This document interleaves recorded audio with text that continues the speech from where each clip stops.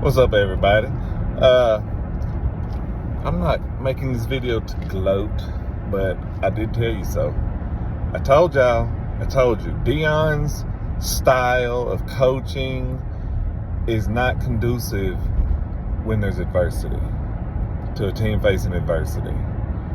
And yeah, they won a few close games, you know what I'm saying? But they never had they haven't had too many situations where they were just getting embarrassed and, beaten.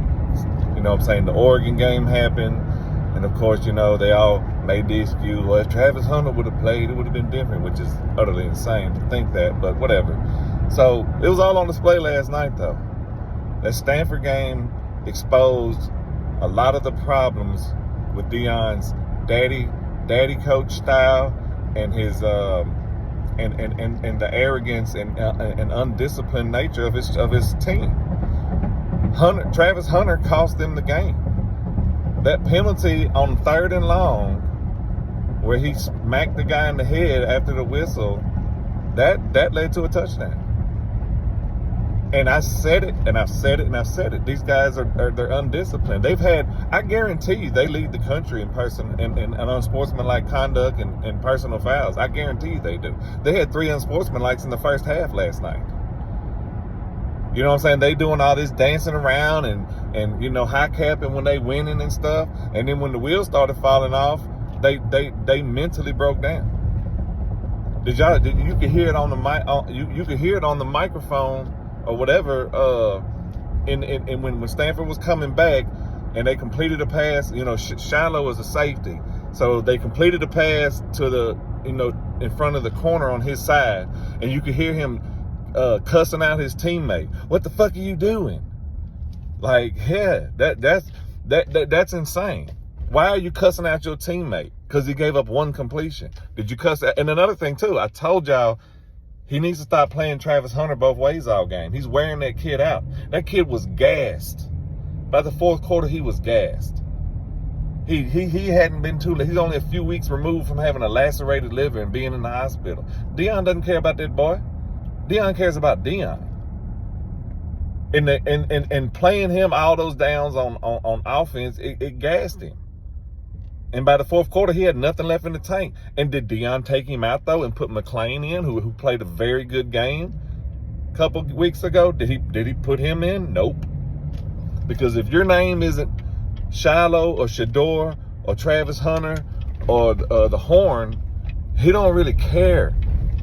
He has his favorites. That's what daddy ball is about. They have their favorites.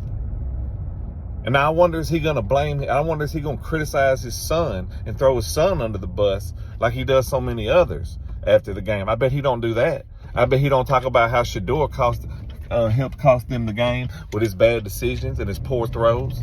I bet he ain't going to say that. Travis Hunter was wide open. If he completes that pass, that's a first down, and they can probably pretty much run the clock out. But he threw a bad pass. And then, of course, the interception is second overtime after he foolishly chose to go on offense first when winning the toss. That's dumb as hell. It's not sudden death. In college overtime, if you win the toss, you go on defense first. And that's exactly why you do it. Because if the other team has a turnover, all you got to do is kick a field goal.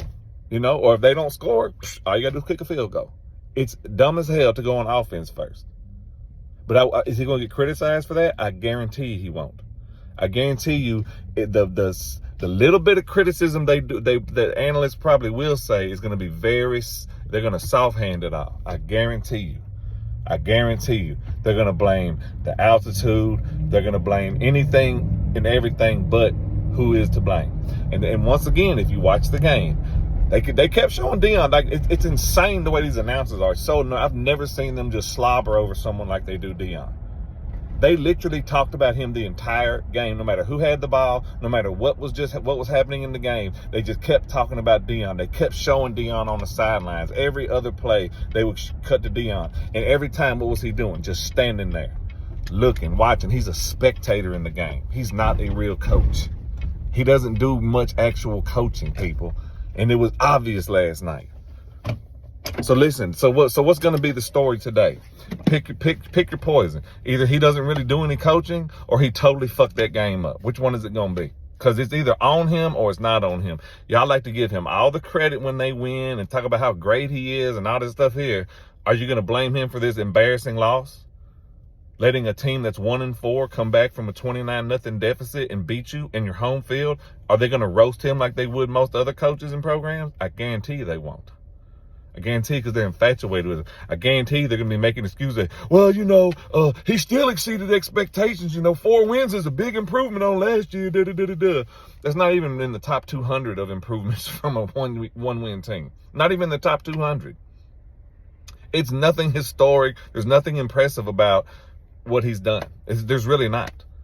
There's a whole list. I found just do a quick Google search. I found a list of 64 teams. They either had 0, 1, or 2 wins and had a massive improvement the next year. What Deion's done won't even make the top 200 right now. And they're probably not going to win any more games. This was their last winnable game. They're going to get blown out at least 3 more times. UCLA's going to blow them out. Oregon State's going to blow them out. Washington State's going to blow them out. Utah will probably blow them out. They're probably going to get blown out 4 more times, and they're most likely going to lose to Arizona. Arizona's a good team. I tried to tell. I told y'all. I grew up a fan of Deion as a player. I loved Deion. Deion's the best defensive back to ever play in the NFL. I don't care what you say. I argue with anybody about that. That man was the best cornerback in the history of the NFL. And he was a once-in-a-lifetime talent. To be the best player at your position in NFL history, and also to be an all-star level baseball player at the same time is impressive. Bo Jackson is the only person that you could even compare that to. And Bo's career got cut short. But when Bo played, Bo was the best running back in the league. And he was an all-star in Major League Baseball. But his career wasn't long enough. So Deion, he gets that title. And I loved his swagger. I loved his style. You know what I'm saying? I loved it growing up. I mean, he's a player. And then when he retired and became an NFL analyst, he didn't show up to work wearing gold chains and sunglasses and stuff. He wore suits because that was the dress code. Now, his suits were super fly, okay? Best dressed man. Deion has style. But the image he's setting for these kids and his style that he's influencing these kids with is not good. It's counterproductive. They have no discipline. They commit repeated unsportsmanlike penalties in every single game. Because Deion does not discourage it. He does not punish them. When there was a penalty last night where the kid got an unsportsmanlike penalty. Did Deion fuss at him when he came to the sideline? Nope. Patted him on the back and everybody was laughing about it. That's not a good culture for a football team. That's not conducive to winning. Learn some respect. Learn to be humble. Learn some self-control. And that penalty on Hunter, he does that every game. He's been hitting people late, smacking them. In the who were they playing? I think it was Nebraska. Somebody, he snatched the guy's helmet off and threw it. No penalty, of course, because I guess miraculously the refs didn't see that. But he's been doing that stuff all year. Deion hasn't disciplined him, obviously. Deion hasn't told him to stop doing that. Okay, Deion has his picks and chooses. That's the problem with daddy ball. That's the problem with it when you're coaching your sons. You're biased towards them and their best friends and your favorite players. That's why it's a recipe for disaster. And Shador is an elite talent. Shador, if he was on another team, a legitimate, power team with a different coach, he would probably be better right now. He'd probably be a Heisman favorite right now because he's got that much talent. But instead, it's daddy ball. Instead, his dad is out here talking about he needs a watch sponsorship or to open his own watch company, encouraging his idiotic, taunting after the game where he holds his hand up with his watch showing. I mean, that's the lamest thing I've ever seen. And Deion encourages it. He not only doesn't discipline this behavior from his players, he encourages and rewards it. So, of course, there are going to be more of them doing it. Of course, there are going to be more players on his team taunting and doing things like that because Deion likes it. And because it gets them praise. He praises his sons for it. So they want praise from him too. So they do the shit too. And it literally cost them a game last night. And I've told y'all that this whole, oh, you're hating it. I'm just analyzing it for what it is. I loved Deion as a player. I've been a fan of Deion my whole life, because I was in like junior high when he came into the league. So I have nothing against Deion. I loved Deion, but I am totally against a lot of the things he's doing as a head coach. I hate the way he racializes stuff. I hate the way he plays with God. And I hate the way he does that he shows favoritism like that. It's not, none of that are good things, people. It's going to hurt recruiting and everything. Watch that. Their season is over with. The wheels done came off. They're not going to win another game. They're going to get blown out. And watch what happens at the end of the season. Y'all think all these great players are going to want to come help Deion win and stuff? Okay. Watch. Watch how many of his great players leave Colorado after the season. Just watch. Peace.